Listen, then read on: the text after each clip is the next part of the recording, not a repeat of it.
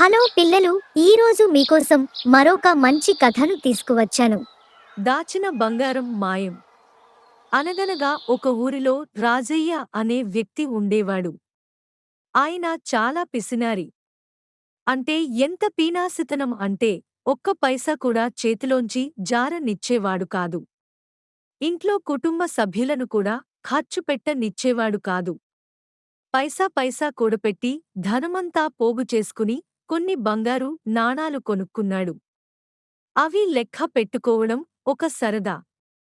ఆ నాణాలన్నీ ఒక సంచిలో వేసి ఇంటి వెనుక ఒక చెట్టు కింద గొయ్యి తీసి ఆ సంచి అందులో కప్పెట్టాడు. అప్పుడప్పుడు ఆ గొయ్యి తీసి సంచి చూసుకుని నాణాలు లెక్క పెట్టుకుని మళ్లీ కప్పెట్టేస్తూ ఉండేవాడు. ఎప్పుడైనా కొంత డబ్బు పోగైతే ఇంకో నాణం కొని నిధిలో కలుపుతూ ఉండేవాడు. ఇలా కొంతకాలం బాగానే గడిచింది. కాని ఒకరోజు ఇలాగే సంచి తీసి నాణాలు లెక్క పెట్టుకుంటుంటే ఒక దొంగ చూశాడు. ఇంకేముంది, రాత్రికి రాత్రి వచ్చి గొయ్యి తీసి సంచి దోచేశాడు. మర్నాడు రాజయ్య అలవాటు ప్రకారం సంచి కోసం తవ్వితే అక్కడ ఆ సంచి లేదు. భోరు భోరు మని ఏడిచాడు. కాని పుడు నెత్తి నోరు బాదుకుని ఏమీ లాభం?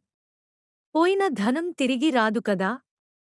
రాజయ్య ఊరిలో ఒక స్వామీజీ దగ్గరికి వెళ్లి జరిగినది చెప్పాడు.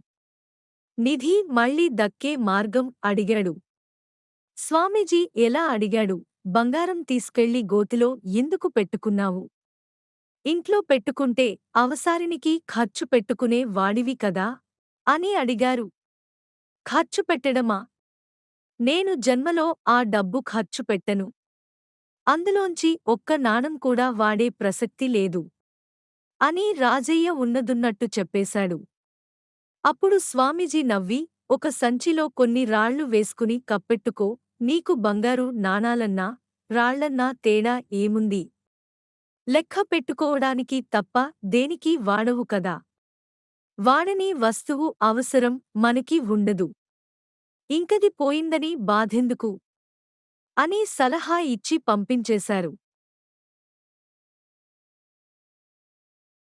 మరిన్ని మంచి కథల కోసం మా కిడ్స్ పర్ డే స్టోరీస్ ఛానల్ని సబ్స్క్రైబ్ చేసుకోండి.